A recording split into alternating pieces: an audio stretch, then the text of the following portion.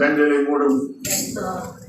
உன் வழிகள் எல்லாம் தேவ தூதர்கள் உன்னை பாதுகாத்துக் கொள்வார்கள். நீ எவ்வளவு தூரத்தில் இருந்து இந்த இடத்திற்கு வந்தீங்களோ அந்த நோக்கத்தை ஆண்டவர் நிறைவேற்றுவார்.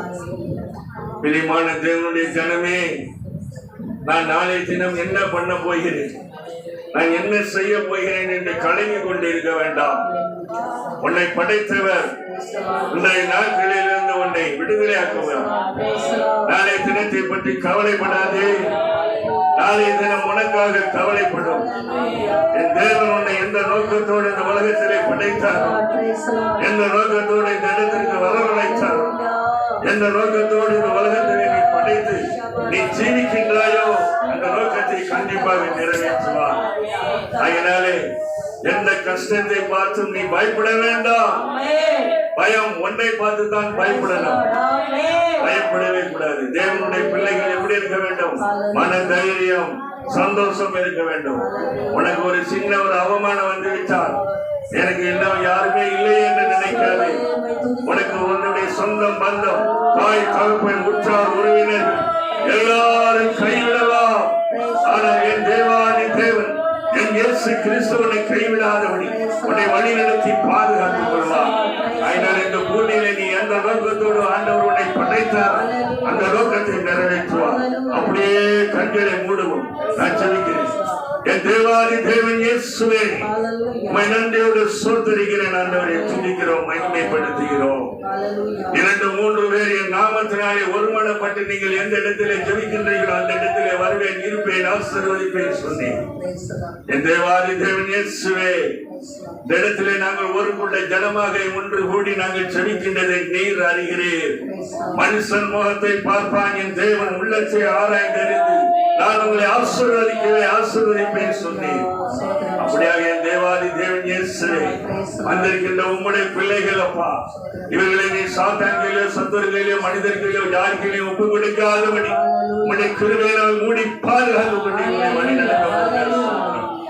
இவர்கள் யாருக்கும் பயப்படாமல் உமக்கு மாத்திரம் பயந்து ஜீவிக்க நீ கிருபையை கொடுத்து ஆண்டவரே, பயத்தை கொண்டு வருகின்றன எல்லா அந்தகார தீய சக்திகளையும் நசரேயனாகிய இயேசு கிறிஸ்துவின் நாமத்தினாலே கட்டி வெளியேற்றுகிறேன். இச்சைய ஆவியை நசரேயனாகிய இயேசுவின் நாமத்தினாலே கட்டி வெளியேற்றுகிறேன். எல்லா அந்தகார தீய சக்திகள், வாதிகளுடைய பிரச்சனைகள், எந்த வாதிகளுடைய பிரச்சனைகளா இருந்தாலும் சரி, அதையெல்லாம் நசரேயனாகிய இயேசுவின் நாமத்தினாலே கட்டி வெளியேற்றுகிறேன். நாட்களிலே ஆண்டவரே, இவர்களுடைய இல்லத்தை பரிசுத்தப்படுத்தி சீர்படுத்தி உங்களுடைய கிருபையை கொடுத்து உங்களுடைய வல்லமையை கொடுத்து ஆசீர்வதிக்க தேவனே, இவர்கள் எந்த நம்பிக்கையோடு இந்த இடத்திலே வந்து அவர்கள் ஜெபிக்கின்றார்களோ, எந்த நம்பிக்கையோடு இந்த இடத்திலே வந்திருக்கின்றார்களோ, என் தேவன் என்னை ஆசீர்வதிப்பார், என் தேவன் என்னை பாதுகாத்துக் கொள்வார், என் தேவன் இந்த இடத்திலே வந்தால் எனக்கு அற்புதத்தை செய்வார் என்று அவர்கள் உண்மை நம்பி இந்த இடத்திற்கு வந்திருக்கின்றார்கள். அந்த நம்பிக்கை மீண்டுவதாக செல்லாதபடி என் தேவன் இவர்களை ஆசீர்வதிக்கிறார். இவர்கள் எந்த பாவங்கள் செய்தாலும் அதையெல்லாம் மன்னித்து இவர்களை பரிசுத்தப்படுத்தி சீர்படுத்தி இவர்கள் மறுபடியும் எந்த பாவத்திற்கும் இல்லாதபடி இவர்களை வழிநடத்த போவதற்காக சொல்கிறார். இவர்கள் குடும்பத்தை ஆசீர்வதிங்க, குடும்பத்தை பெருக பண்ணுங்க. எந்த இடத்துல இவர்கள் வெட்கப்பட்டார்கள், எந்த இடத்துல இவர்கள் தலை குனிந்தார்கள், அதே இடத்துல இவர்களை தலை நிமிர்ந்து வைத்து இவர்களை ஆசீர்வதிக்க நீ சொன்னீர். ஆண்டவரே, என்னுடைய பிள்ளைகளை இருக்கின்ற இடத்திலே அவர்களை ஆசீர்வதிப்பேன், இருக்கின்ற இடத்திலே அவர்களை சமாதானத்தை சந்தோஷத்தை கொடுப்பேன், இருக்கின்ற இடத்திலே என்னுடைய வல்லமையை கொடுப்பேன், இருக்கின்ற இடத்திலே பரிசுத்தப்படுத்தி சீர்படுத்தி குடும்பத்திலே மன ஒற்றுமையை கொடுப்பேன் சொன்னேன். அப்படியாக ஆண்டவரே, இவர்களை நீர் வழி நடத்த போதுதான் சொல்றேன். அடுத்த வாரம் இந்த இடத்திலே வந்து அவர்கள் சாட்சி சொல்ல போதுதான் சொல்றேன். சாட்சியாக நிறுத்துங்க ஆண்டவரே, போக்கிய வரத்தை பாதுகாத்துக் கொள்ளுங்க. இயேசுவின் நாமத்தினாலே ஜெபிக்கிறேன் பிதாவே, ஆமென். ஹல்லேலூயா, ஹல்லேலூயா, ஹல்லேலூயா, ஹல்லேலூயா, ஹல்லேலூயா,